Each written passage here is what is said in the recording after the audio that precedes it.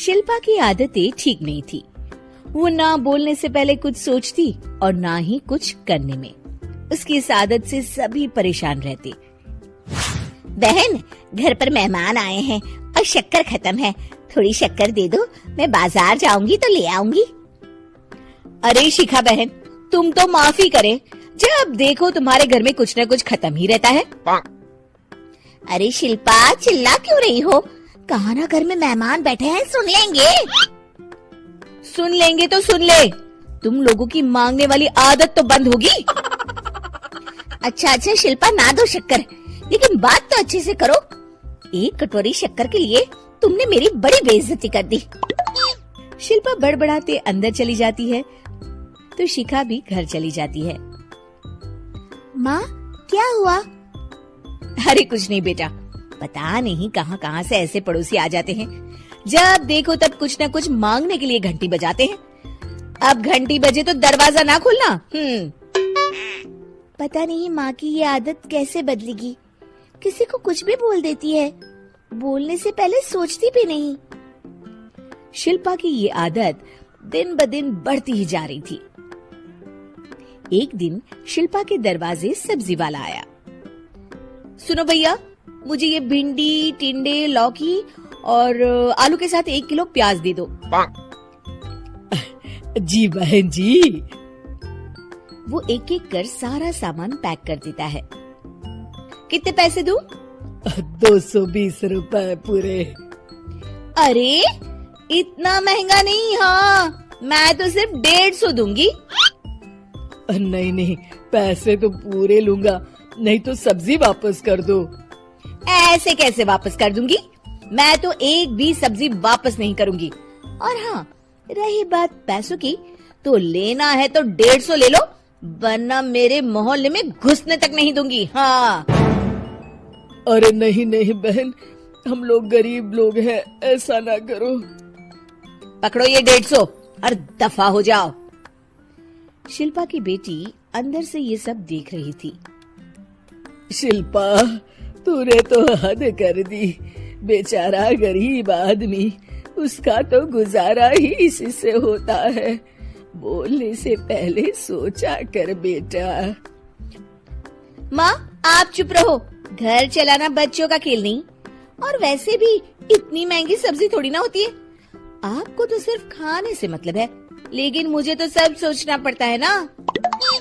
शिल्पा की सास ये बात सुनकर दुखी हो जाती हैं। शिल्पा की बेटी शिल्पा की ये सारी बातें सुन रही होती है।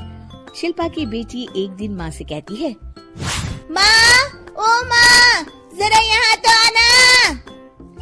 ओहो क्या हुआ, क्यों चिल्ला रही हो ऐसे बेटा? हुआ क्या, ये देखिए मेरी स्कूल की ड्रेस कितनी गंदी हो गई है, इसे कौन धोएगा? लेकिन ये तो साफ है बेटा, मैंने अपने हाथ से खुद साफ किया है।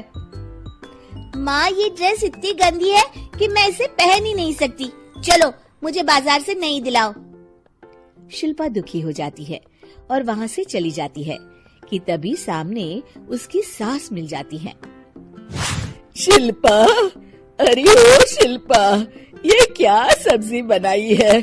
ऐसे भी कोई सब्जी बनाता है? शिल्पा सास की इस हरकत से सख्ते में आ जाती है। अरे माँ को तो मैं जो बना दूं उन्हें वो पसंद आ जाता था, फिर आज वो ऐसा व्यवहार क्यों कर रही हैं? शिल्पा कुछ समझ पाती कि थोड़ी ही देर में उसका पति आ जाता है। अरे शिल्पा, ये क्या है? क्या हुआ आपको?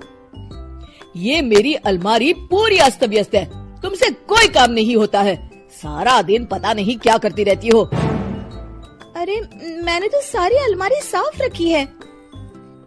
इसे तुम साफ कहती हो? ये तो पूरा कूड़ादान लग रही है। शिल्पा परेशान हो जाती है और समझ नहीं पाती है कि उसके साथ क्या हो रहा है। शिल्पा अकेले कमरे में जाती है और जोर जोर से रोने लगती है। तभी वहाँ उसका पति, सास और बेटी आ जाते हैं। शिल्पा उन लोगों को देखकर और जोर जोर से रोने लगती है।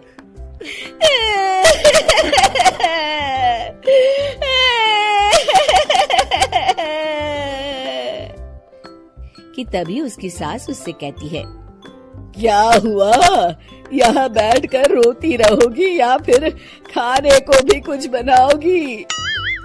माँ, पहले आप बताएं, आप लोगों को क्या हुआ है जो मुझसे ऐसा व्यवहार कर रहे हैं? वही हुआ है जो तुम्हें रोज होता है। मैं समझी नहीं। माँ, आज घर वालों ने आपसे बुरा व्यवहार किया तो आपको कितना बुरा लगा ना? हाँ, मुझे बहुत बुरा लगा। मुझे अच्छा नहीं लगता कोई मुझसे इस तरह से बात करे। सही कहा शिल्पा, जो चीज तुम्हें खुद के लिए अच्छी नहीं लगती वो तुम्हें दूसरों के साथ भी तो नहीं करनी चाहिए। बेटा, हम तुम्हारे अपने हैं, फिर भी तुम्हें अपनों की बात का बुरा लगा।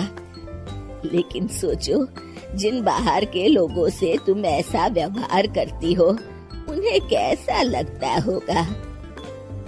हाँ माँ, आप सच कह रही हैं। मैं आप लोगों से माफी मांगती हूँ। मुझे कड़वा नहीं बोलना चाहिए। मैं समझ गई, मैं आपकी हूँ इसलिए आप लोगों ने मुझे सुधरने का वक्त दिया और मेरा साथ दिया। लेकिन जिन बाहर के लोगों से मैं बुरा व्यवहार करती आई, वो लोग मेरे कड़वे बोल से कितने दुखी होते होंगे।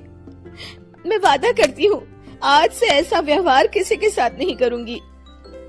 सीख, हमें दूसरों के साथ वैसा ही व्यवहार करना चाहिए जो हम खुद के लिए अपेक्षा करते हैं।